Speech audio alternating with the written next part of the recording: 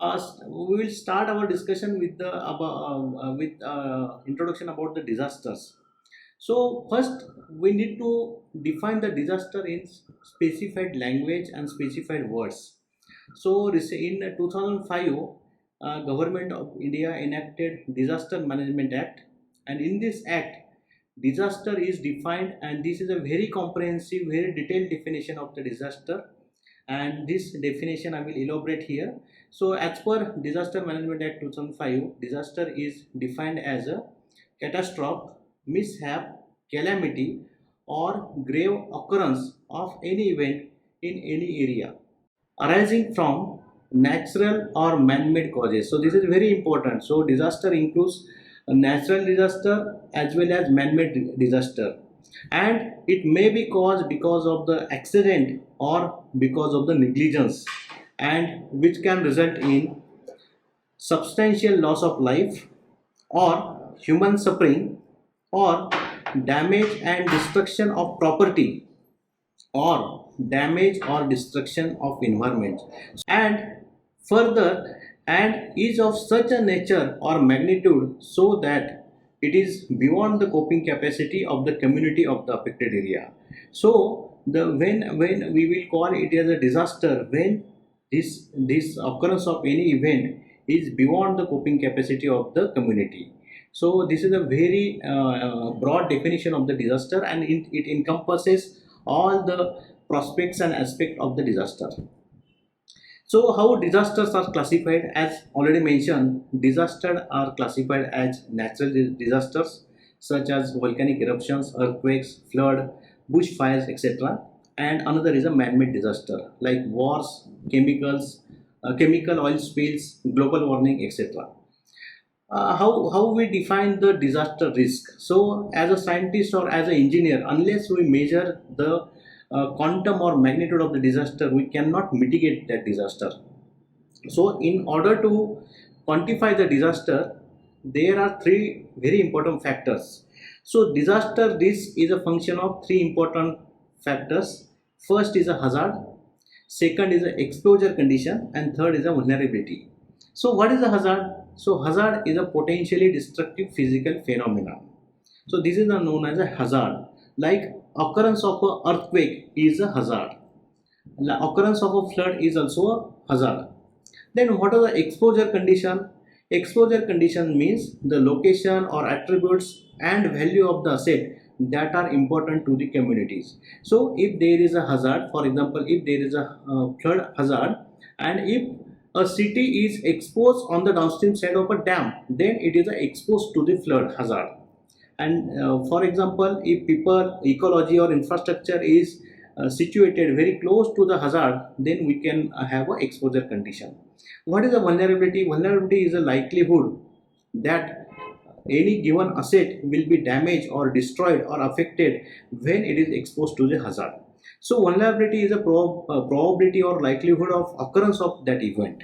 So all these three terms constitute a disaster risk. And a good example in case of flood management is we can say that flood is a hazard, and urban population situated at the low-lying area on the downstream side of a dam near river is a exposure to the flood hazard, and in occurrence of an intense rainfall induced due to the climate change is a vulnerability. So all these three terms are important from the mitigation and management of flood point of view. So we will discuss in our presentation how IoT, artificial intelligence modeling will help to mitigate the disaster risk. So in terms of hazard management, IoT can be used for assessment and monitoring of the flood or any disaster. Then we can map all the exposure conditions with the help of geographical information system and or remote sensing tools or drones, and using these techniques we can map the entire area. We can prepare a digital elevation model so that we can know the inundation area or most affected area. For vulnerability mapping, we can make formulate various models we can test that model, simulate that model, and we can analyze the results. So IoT helps the engineers and scientists at each and every step of disaster risk mitigation and management. So what are the strategies for the disaster management? So in this cartoon, the various all the concepts are explained very nicely. So there is a mountain and there is a rock which can fall at any time, any given time. So this stone or big size of rock can fall. So this is a hazard. Then this a person standing near mountain is a vulnerability. When this rock or stone falls on that person, we say that this is a disaster. If we try to make some arrangement for arresting that falling of rock, we can say that we had prevented the disaster. Then if we have some monitoring and communication system that through which we can say that we can give a warning to the community so that they can be prepared for a disaster, then this step is known as a preparedness. And last stage of the disaster management is a mitigation. That means the society will have a strategy, the infrastructure in place, so that even though any disaster occurs, society will not be hampered or affected from that disaster, is known as a mitigation. So now we will discuss the India's vulnerability to disaster. So about 57% of land is vulnerable to the earthquake, of which about 12% is vulnerable to severe earthquakes. So India is very vulnerable to the disaster. About 68% of land is vulnerable to drought, and 12% land is vulnerable to floods, and 8% land is vulnerable to cyclone. So from this information, from these statistics, we can realize that India is very vulnerable to the disaster, and not only single type of disaster, multiple types of disaster. Now we will discuss about the one of the important disaster, that is a flood. So before discussing about the flooding, we will define the word flood. The word flood comes from Old English Dictionary, that is this word earlier was pronounced as a flood or plu, which was a Indo-European language root. If we calculate all the disasters occurred in last 10 years, of which about 80% natural disasters are related to the flood, and these are resulted because of the flood, droughts, and severe storms. So absence or over presence of the water is one of the important disaster, and flood frequency and intensity of flooding is increasing, and which is again expected to continue to be increased due to impact of climate change. Worldwide, 2 billion people are affected during 1998 to 2017, and drowning accounts for more than 75% of the deaths in the flood disasters. We will compare how flood is different than the other disasters. So the flood, the influence area of the flood is generally very wide, just like earthquake. It is very wide in a scope, in a geographical area. Its indirect losses are higher than the direct damages. Flood deform the land and infrastructure, which makes it unusable and unsuitable. Flood alters the course of river, disrupt public transport, the public infrastructure, and agriculture over a large area. Blockage or damage to roads, bridges, and other infrastructure makes access and communication difficult, and this hampers the evacuation and disaster management to a great extent. Then further, it affects the supply of electricity and clean drinking water in a flood affected area. This also causes another disaster, which is known as a landslide, when soil gets saturated because of the flooding or higher rainfall. And flooding can be caused either in the fresh water or by salt water. Fresh water carries suspended solids which leave mud and soil behind, whereas salt water make water sources unsuitable and it increases salinity of soil, making it unsuitable for the agriculture activities. Thus, all these activity hampers evacuation and disaster management, resulting in increase in the intensity of disaster. So these are some statistics regarding flood damages in India. These statistics are compiled for a period from 1953 to 2015.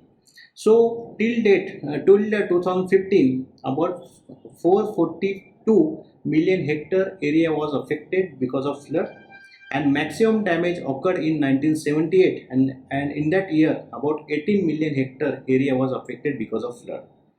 In the same year, about 7 million people were affected because of flood, and it causes damages to the crop, and about 237 million hectare area crop area was damaged in the flood.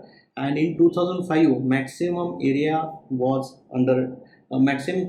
was damaged, and its value in Indian rupees is about 2,93,000 crore. And there are further detailed statistics present here. I will not go in detail because I will share this slide to you. So important question is, who is responsible for floods? To this debate is very widely debated. This question is very widely debated across the world, whether flood is act of God, that is, it is a natural phenomena, or it is an act of human. And to be very frank, there is no straightforward answer to this question. Since if we say that flood is a human-induced phenomena, then we can observe the flood events even during the ancient periods when there was no development. But we can say that it is an act of human because the impact of flood disaster gets magnified because of the human activities such as deforestation, global warming, which will result into the climate change scenario, then encroachment in the river portion, and damages to the natural drainage system. So although occurrence of a flood is generally resulted because of the intense occurrence of the rainfall, but its intensity gets increased because of the act of human. And there is a theory which says that Indus Valley civilization was lost because of the flood. So to answer this question from statistically, I got this paper. Dartmouth Flood Observatory compiled the data sets of the flood events, and they published a research paper in 2004, and they found that more than 1000 flood events were occurred because of the heavy rain. So we can very conveniently say that flood event generally occurs because of the heavy rain. Then second important reason is a brief torrential rain. That means intense rainfall at a specified or selected location. Then tropical cyclone, then monsoonal rain, then slow melt, and then there is a dam, levee, break, and release of the water from the dam, and there are other reasons.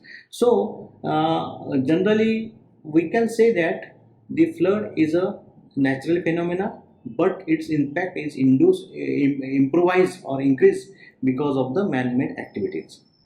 So once we understand the various causes for the flood, we will try to understand the factors which affect the flooding.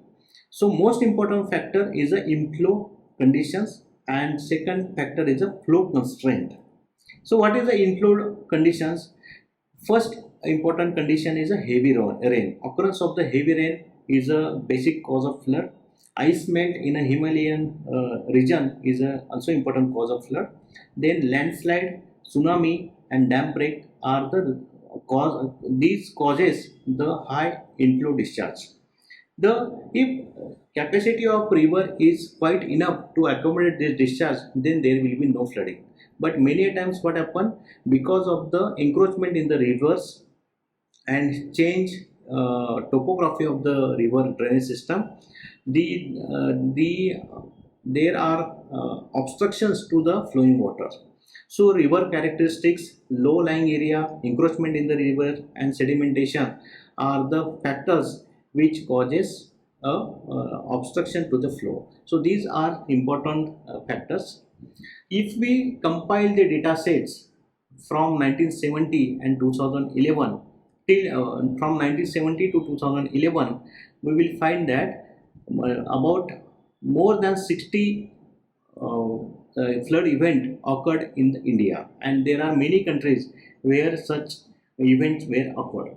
So how this chart is related to today's presentation? So using IoT, we can collect the information related to flood event, its magnitude, its damage potential, and we can compile the map at a larger geographical scale. So once having a brief understanding of the flood, we will try to classify the flood. So basically there are four types of flood.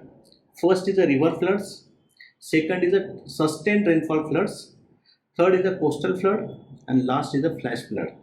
So river flood is resulted because of the intense rainfall or melting of snow, and this happen when river carrying capacity is very less as compared to the upcoming discharge. And many a times these floods are predictable. We can give early warning for such type of flood, because if there is a river channel, we can install a river gauge station, automatic weather station, and we can get a warning regarding rainfall or runoff from the river stretch. And because we have time lag, we can develop advanced warning and evacuation system for such type of flooding. And we can also have flood line regulation, like we can have blue line and red line, so that we will not allow any development in that zone, so that river boundary will be remain protected, and the normal flow of the flood can easily pass through the river. Then second important type of flood is a sustained rainfall floods. So in this type of flood is caused due to the intense rainfall or because of the cloud burst at a specific location. So huge amount of rain occurs at a given location, and in such case the intensity of rainfall as well as duration of rainfall is larger. It occurs in a flat terrain where drainage is a problem. So water gets stagnant, the area becomes inundated, and it is a very difficult to tackle, and there is a less time to react such type of incident. Third is the coastal flood. The ocean is vast. We know that more than 72% of Earth's surface is covered by ocean, and about 10% of world population live in coastal areas, and these areas are having 10 meter or less than 10 meter elevation, ground elevation, and about 40% of world population live within 100 kilometers from the coastline. So coastal flooding occurs in dry and low-lying land when it is submerged by the seawater or maybe by flood water. So coastal area can be affected by flood either by seawater or by river water or from drain water. So coastal flooding can cause a significant biodiversity loss and potentially species extinctions. So this is a very extreme phenomena which cause large-scale damages to the ecology. A prolonged inundation of the seawater after flooding causes a salination of the agriculture land. So because of this, the productivity of soil decreases, and it results in a loss of productivity of the crops. The coastal flood, in upcoming time, there are possibility of intense coastal flood events, and IPCC predicted that from 1990 to 2100, the global mean sea level will rise from 9 centimeter to by 9 centimeter to 88 centimeters. So there will be the rise in the global mean sea level, which will cause the flooding of the coastal area. Also, increased intensity and frequency of storm events such as hurricanes due to climate change will make this problem more complex, Thus, coastal flooding from storm surges will become more frequent with sea rise level. Also, there is a occurrence of flooding due to the tsunami waves. Tsunami waves cause intense damage. There is very little scope for early warning and mitigation, and these are caused due to the displacement of significant body of the water through because of the earthquake, landslide, volcanic eruption, and glacier calvings. And destruction is caused due to velocity of approaching waves, the height of wave when it reaches to the land, and debris which are carried along with the water which flows on the land and causes further damages. And last type is a flash flood. This is a very this type of flood is very difficult to manage. This flood causes rapid flooding due to the intense rainfall. Flash flood characterized by the time scale of fewer hours than the less than the 6 hours between the rainfall and onset of the flooding. So within a time period of a 6 hour, if that land gets submerged because of the intense flooding, then it is known as a flash flood. It is caused by the heavy rain associated with the severe thunderstorm, hurricane, uh, tropical storm, or by the melting of ice or snow. And it also occurs due to glacier lake outburst flood, natural ice or debris in water, and last is dam or embankment breach. This result in the huge loss. There is a less time for evacuation, less scope for regulation, and less scope for advance warning. So, after understanding all these important terminologies regarding the flood, the last point in the understanding of the flood is measuring the floods. How floods are measured? How flood quantum is measured? So, unlike earthquakes and hurricanes, floods do not have a standardized rating system to measure their intensity. So, we don't have a Richter scale measurement just like we have for earthquake. So, it is very difficult to compare two flood events. But we have three factors which decides the magnitude of flood. So, first important factor is the stage, that is the depth of water. So, if we can say that if there is a moderate flood, we can say that it is a normal flood. Then if water crosses certain given height line like a danger line, we can say that it is a severe flood. And if water crosses the highest flood level, we can say that it is an extreme level flood. Second is a discharge. So discharge is a volume of water which passes through a given area in a certain period of time.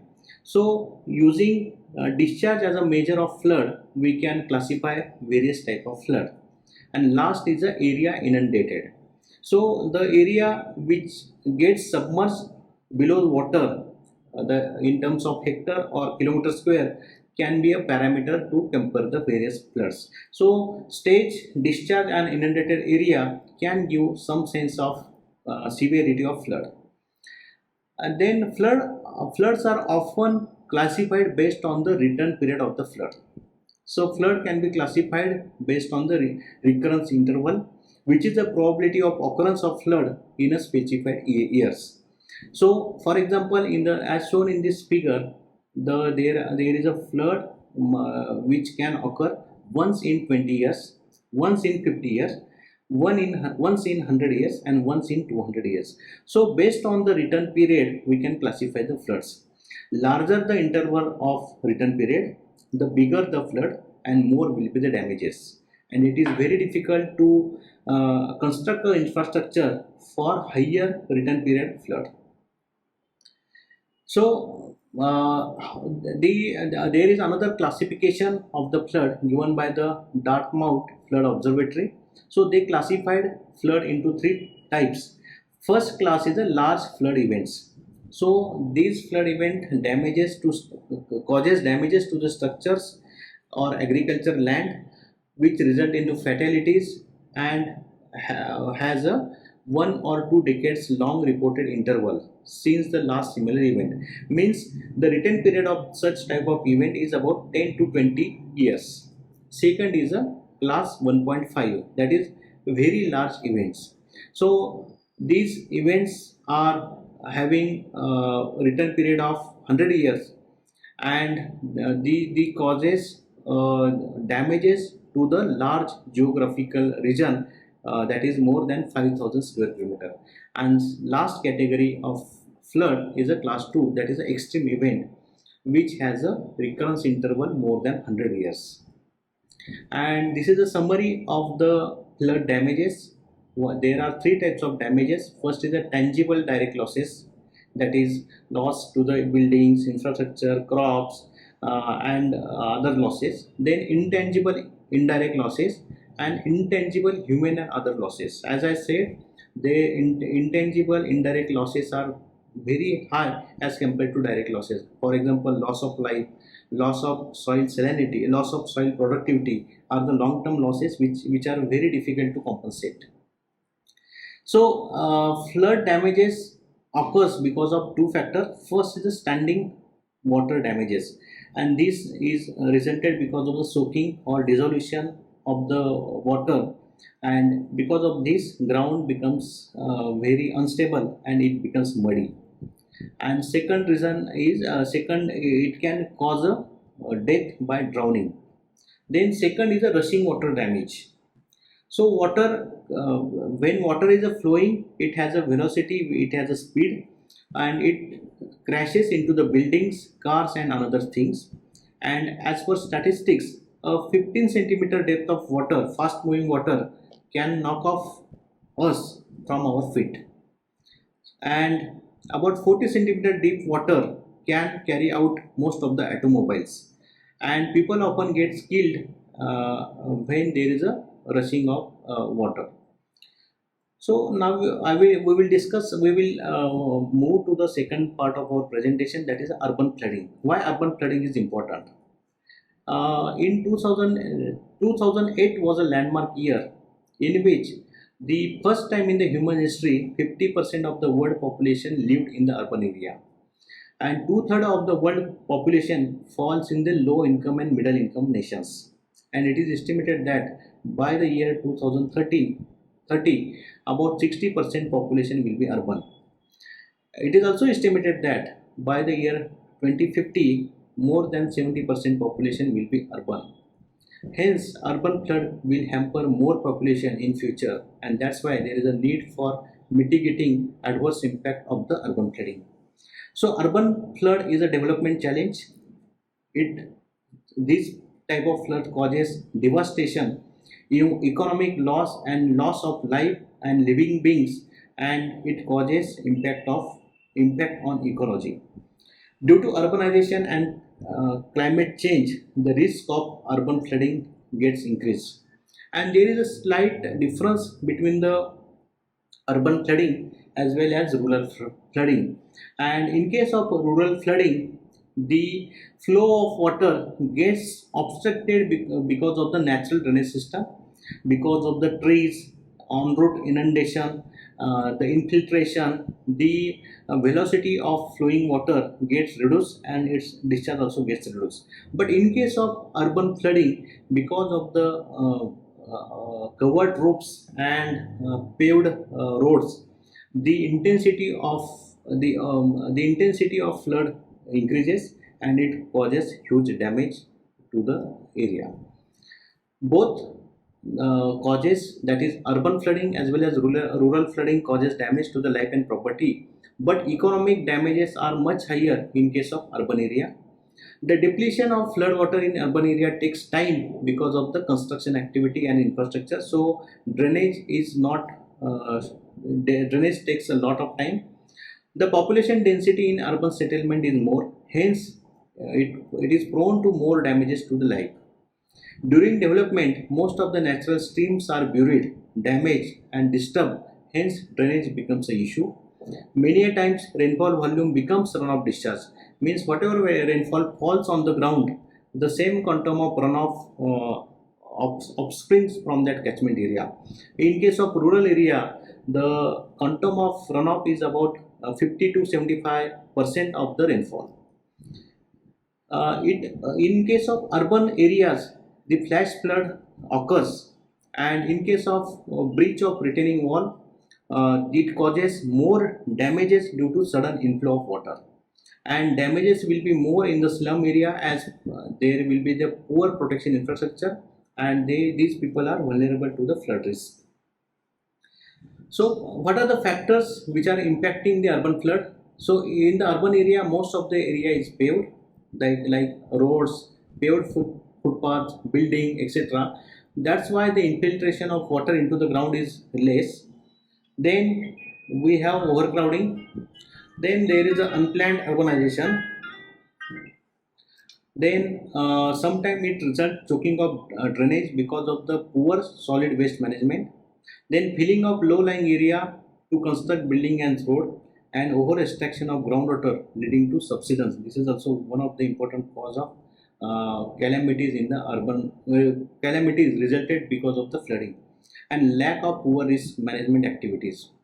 So in the third part of our presentation, we will discuss how IoT, that is Internet of Things, and computer technology will help to mitigate the risk in the flood management. So first and foremost important thing is getting a reliable real-time information. So in case of mitigation of flood, we need to get information regarding various weather parameters, and many times we install automatic weather stations in a catchment area, so that we will get information about the wind speed, wind direction. Then we will get information about the solar radiation, then air temperature, humidity, biometric pressure, then soil temperature, rain gauge, and using these input parameters, we can develop a model. So this model can give us a result which can be useful for prediction of a rainfall or runoff, and for having a power backup. So many times solar power is installed on such weather station, and it is also has other components, for example cell phone or data loggers, so that all the information is collected and it is transmitted to the server.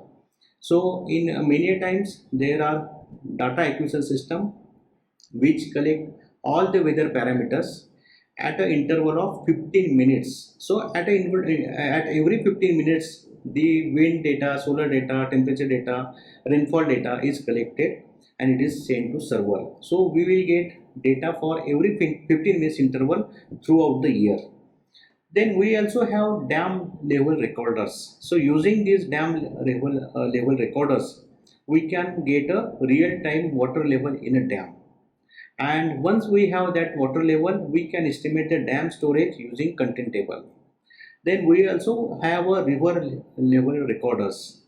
So these river level recorders will record the river water level, and it will send the information in real time to the server, and using this river level we can estimate the flow using rating curves. Then we will also need a communication system. So we have sensors which will capture the data.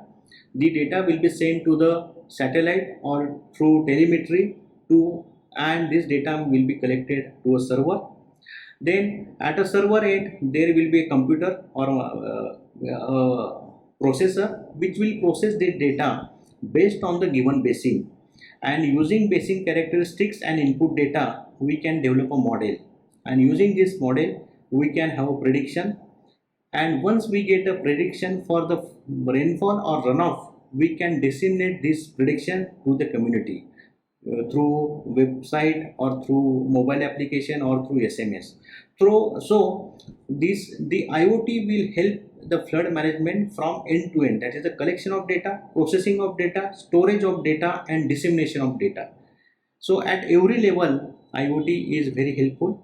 Then we have various tools like geographical information system for mapping of watershed, mapping of habitation, mapping of infrastructure, inundation, critical infrastructure like railway, like hospital. So all this information can be mapped in a layers. So we can transform the real world into various layers in a GIS map, and depending on our objective we can devise a proper model. For example, if you want to prepare an emergency action plan, we can take the layer of digital elevation model, the drainage system layer, then we can have water features, then survey controls, and we can superimpose this image and we can have a emergency action plan. The IoT also has a capability of modeling for flood prediction. So nowadays there are many softwares which are hosted in a cloud environment, and user can access their data using internet. So real-time modeling is possible, and the result of modeling will give a prediction about the flood. It will also give the probable inundation area, depth of inundation, time when this inundation occurs. So the mitigation formality can be planned. And second last is a warning dissemination. So this is a very important. Many times what happen at a government machinery level, the government has a information that there is a flood event. There is a possibility of occurrence of a flood event, but to disseminate this information to each and every stakeholder residing at the affected area is a challenge. It was a challenge. So earlier there was a radio system, but now using mobile smartphone we can disseminate the warnings to the concerned stakeholders. And last and most important use of IoT is to prepare the evacuation plan. So once we know the probable inundation area, once we know the digital elevation model, once we know the intensity of flooding, we can prepare various type of models, so that if 100-year return period flood occurs, how we will evacuate a city or any town. So that plan can be prepared. If required, the infrastructure which can be affected during the emergency disaster period, it can be relocated at a specified location. For example, if we observe that a railway bridge is going under water, if 50-year return period flood occurs, in that case we can request the railway department to construct a new bridge, so that even a 100-year return period flood can be easily passed below the bridge. So such type of decision can be taken, and we can prepare an evacuation plan which will be very helpful for the disaster mitigation. So in a nutshell, IoT will help at each and every level of flood management, that is before occurrence of flood. So this is a summary. So before occurrence we can have a land use and watershed mapping. We can get weather information, real-time weather information, and we can be using various tools, artificial intelligence, artificial neural network. We can use the weather information and we can predict the occurrence of rainfall for a given time. Then we can have a data regarding the reservoir water level, reservoir content, and river discharges. The data acquisition system and modeling will help the decision maker to acquaint the real-time data. Then emergency action plan can be prepared, and using this tool, this data can be visualized in proper manner using tools of GIS. During flood, the IoT tools will help a decision maker to take an appropriate decision. So there is a real-time decision support system available with the dam engineers or dam in charge, which will guide the dam in charge to take a decision regarding release of water from the dam. So if he has an idea about the upcoming rainfall event, if he has a knowledge about the river at present river water level, and if he has a knowledge about the flood pocket available in the rainfall, available in the dam body.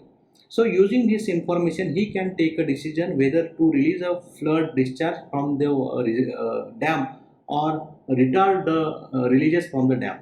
So this will give evacuation time for the downstream resident, so that the disaster management and evacuation activity can be taken place.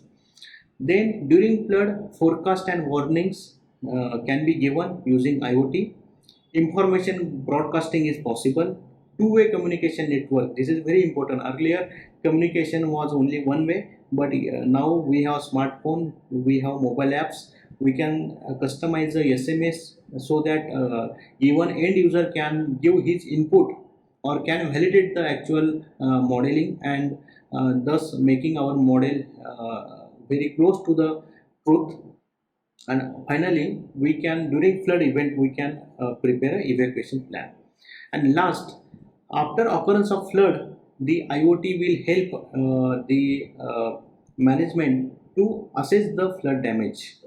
Then it will help to make a calculation about the compensation to be paid to the affected person. Then it will help to decide appropriate coping strategies for the disaster mitigation. Then it will help to measure the flood intensity and making appropriate analysis. And ultimately, using this data, the experience gained during the flood event, we can update our model and validate our model. So to develop any IoT model, we have to follow a 7-step procedure. First step is to analyze existing situations. So first step is where we stand right now. So this is known as a as is situation. Second stage is imagine future situation. So at what stage we have to reach, we have to imagine that, and that is a to be stage. Third stage is to identify the gaps. So at present we are here. If we want to go to there, what is a gap? We have to identify that, and we have to evaluate various solutions, and we have to create various scenario, and we have to select the ideal technology for gap mitigation. We have to select appropriate solution and implement the same and roll out across the state or given geographical region. Then we also have a flood early warning system. The flood early warning system encompasses 3 input parameters. First is a historical data about the flood event, rainfall events. Second is a drainage basin data, that is digital elevation model or terrain model. And third and very important is real-time rainfall and runoff data along with the other weather parameters. So using this data, we can prepare a flood model, and this flood model will give flood maps, that is inundation maps, and ultimately using these flood maps we can provide flood alerts to the stakeholders. In a nutshell, we can say that IoT for flood mitigation are a very important tool for the decision makers, and these tools are very useful in flood forecasting, which will give reliable advanced information about the impending floods. Then flood inundation mapping and land use planning using satellite, remote sensing, drone. We can get the images of the area, and using these images we can monitor the dynamics of water spread. And third is a decision support system for real-time flood warning and management. So based on the database linked with the mathematical or hydrological models, and based on the hydrometeorological information, we can develop a decision support system which will give us advanced warning and give proper decisions regarding flood management. So in this figure, various actions to be taken at various levels of flood management are mentioned. I will not go in details. So in Maharashtra, as already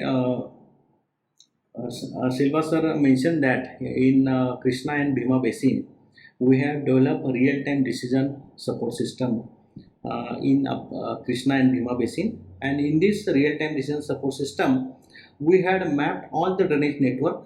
We had installed automatic weather stations in the catchment area of the dam, and we had also installed the rain gauge stations at the dam site. Then we have dam level recorders, then we have pan evaporometer, then we have river gauge stations. So we get the data from each station at every 15 minutes interval. So using various telemetry system, this data is compiled at a server which is situated at Pune, and we used a Mike 11 model, which will be very soon it will be upgraded to Mike Hydro, and using this model we get a prediction for flood. So at present, this model gives output the prediction for flood for 48 hours interval. For upcoming 48 hours, the model gives prediction, and this model is also linked with the IMD rain gauge stations as well as IMD predictions. So this model is very dynamic and very useful for the managing the flood. So this is the last part of my presentation in which I will discuss about the way ahead. So in a nutshell, we can say that more population will reside in the urban area by 2050, and urban population is very much vulnerable to floods, and flood damages are higher in urban area, and there are also after effects of the flood. Effective planning and management of flood is important from urban planning.